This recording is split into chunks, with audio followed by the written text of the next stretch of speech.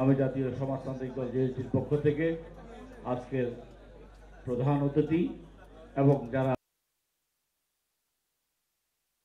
আসসালামু আলাইকুম ওয়া রাহমাতুল্লাহি ওয়া বারাকাতুহু নেতৃবৃন্দ সবাইকে আজকের এই সমালোচনের পক্ষ থেকে সকলকে জানাচ্ছি সংগ্রামী শুভেচ্ছা। বিভিন্ন রাজনৈতিক দলের শীর্ষ নেতৃবৃন্দ সকলকে সালাম এবং শুভেচ্ছা। অপরের সমালোচনাটা যত তীর্যকভাবে করছি। বন্ধুরা আমার, আমাদের এখন জাতীয় ঐক্যের দরকার। সিজমকে চিরতরে আমরা না বলি, আওয়ামী লীগকে আমরা চিরতরে না বলি। বাংলাদেশ জাতীয়তাবাদী দলের সম্মানিত ভারপ্রাপ্ত চেয়ারম্যান হামলা মামলাকে প্রতিহত করে ঐক্যবদ্ধভাবে আজকে ফ্যাসিবাদ মুক্ত বাংলাদেশ প্রতিষ্ঠা করেছে। রাজনৈতিক ষড়যন্ত্রকে রাজনীতি দিয়েই মোকাবেলা করতে হবে এবং শত ষড়যন্ত্রের মাঝেও বাংলাদেশের জনগণ, বাংলাদেশের সুদীর্ঘ দিনের যে ইতিহাস এই বাংলায়, সেখানে কোনো ষড়যন্ত্রকারী টিকতে পারে না। ওরা হচ্ছে অন্ধকারের জীব, অন্ধকারের যারা এরা হচ্ছে চামচিকার মতো, এরা কোনো ক্ষতি করতে পারবে না। শুধুমাত্র আমাদের একটা জিনিসই মনে রাখতে হবে যে আমাদের শত্রুকে এবং বন্ধুকে, who are our friends and who are our enemies, we are to unite our real friends in order to attack, in order to contest our real enemies.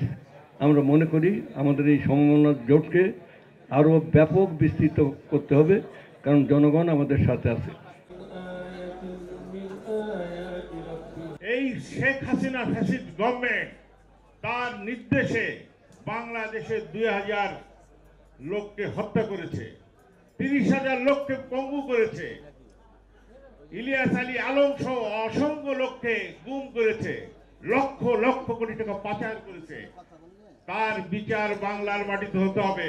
যতদিন পর্যন্ত তার বিচার না হয়, সেই আওয়ামী লীগ এবং তার দোসররা বাংলার মাটিতে কোনো নির্বাচন করতে পারবে না এবং আমরা তাকে নির্বাচন করতে দিব না, ইনশাআল্লাহ। বিএনপিকে কেউ এমন একটা শিবিরে ঠেলে দেওয়ার চেষ্টা করছে যে শিবিরটা অনেকটা আওয়ামী লীগের মতো। কেউ চেষ্টা করছে, একটা দল আজকে অনেকে বুঝে ফেলেছে কিংবা জানতে পারি, আমরা জানি না, আমরা কিন্তু বুঝি না কেন এটা করে। আমরা বলেছি আমরা নির্বাচন করব, নির্বাচনের জন্য আমরা 17 বছর লড়াই করেছি। আমাদের নেত্রী জেল খেলেছেন, পৃথিবীতে একমাত্র নেত্রী আমি বলতে পারবো যে যিনি দেশ ছেড়ে পালিয়ে যান নাই। দেশের নেতা কর্মী মাটি মানুষকে ছেড়ে তিনি পালিয়ে যান নাই। এখন তিনি আজকে তার এখন চিকিৎসা চলছেন, যা আছে এ অবস্থায় যে আলহামদুলিল্লাহ তারা ভালো রাখেন, আমরা হয়তো আরও কিছু জনকে পাবো, কিন্তু ওনার চিকিৎসার অবস্থা নাই। তো এই একটা অবস্থা তিনি বরণ করে নিয়েছেন। আমরা জেলখানা অনেক সময় দেখা করেছি, যখন দেখা করেছি তখন যে ওনার অবস্থাটা ছিল যেখানে থাকতেন এর কল্পনাও করা যায় না, স্বেচ্ছেটা একটা জায়গায় থাকতেন। আমরা জেলখানায় বহুদিন ছিলাম, আমরা চেষ্টা করেছি যে ওনাকে ভালো জায়গায় নেওয়ার, কিন্তু পারি নাই, এই সরকার দেয় নাই। যাই হোক, আমি বলতেছিলাম যে বিএনপির নেতা কর্মীদের, এই দেশে মানুষের অনেক ত্যাগ, অনেক প্রতীক্ষার ফলে আজকে আমরা একটা অবস্থানে এসেছি। গণতন্ত্রের জন্য আমরা কথা বলার অধিকারের জন্য আমরা এসেছি। আজকে কেউ বিএনপিকে মানে অবস্থা এরকম যে নির্বাচনে গেলেই তো বিএনপি ক্ষমতায় যাবে, এমন আমরা একটা ধারণা সবার ভিতরে এসে গেছে। আলহামদুলিল্লাহ আমরা কিন্তু এমন ধারণা করি না। আমরা ধারণা করি নির্বাচন হবে, নির্বাচনে আমরা কাজ করব, নির্বাচনে যাব। বিগত দিনে বিএনপি 3বার ক্ষমতায় ছিল, যদি বিএনপি ভালো কিছু করে থাকে দেশের লোক আমাদেরকে ভোট দেবে।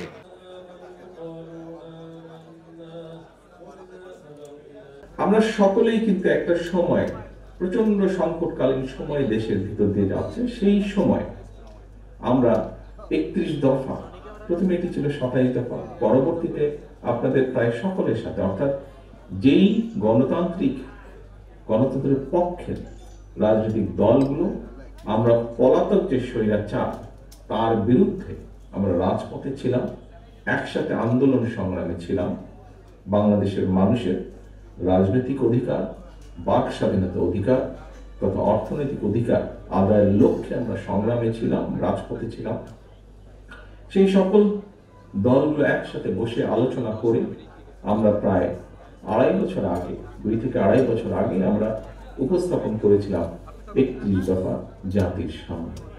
আমরা কথা বলছি আমাদের দেশে উচ্চ সংসদ হওয়া উচিত, উচ্চ কক্ষ হওয়া উচিত। আমরা কথা বলছি কার মেয়াদকাল কতটুকু হওয়া উচিত। আমরা কথা বলছি কতটুকু সংসদের ক্ষমতা থাকা উচিত, কতটুকু গণপরিষদের কি হওয়া উচিত, বিভিন্ন বিষয়ে কথা বলছি। আমরা কথা বলছি একজন ব্যক্তি কতবার কি নির্বাচিত হতে পারে। আমরা কথা বলছি কার মধ্যে ক্ষমতা বাড়বে, কার ক্ষমতা কমবে, এসব বিষয় নিয়ে।